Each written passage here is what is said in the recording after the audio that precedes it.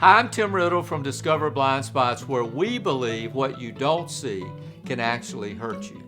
We're in the middle of a video series and we're focusing on the fruit values listed in Galatians chapter 5. This week we're focusing on the fruit of self-control and how that might apply to our leadership in the marketplace. How many of you have ever heard of the marshmallow test?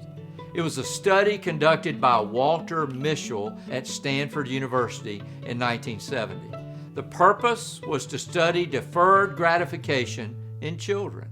In essence, how difficult is it for children to wait to get something they want? And does this ability to wait have an effect on how they handle life when they get older?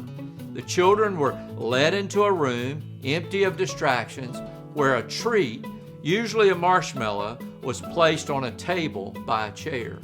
The children could eat the marshmallow immediately, but if they waited for 15 minutes, they would be rewarded with a second marshmallow. Some would cover their eyes with their hands or turn around so they couldn't see the tray.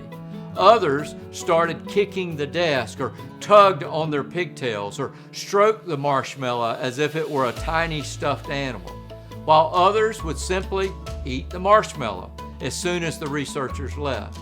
In the original experiment, out of 600 kids, only 1/3 of them actually lasted the 15 minutes.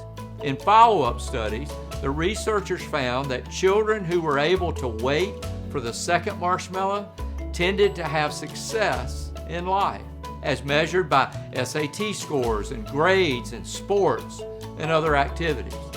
I think we can agree that we all face challenges that test our self-control. Whether it's foods we eat, things we buy, people we meet, or angry words that come out of our mouth at times without a filter.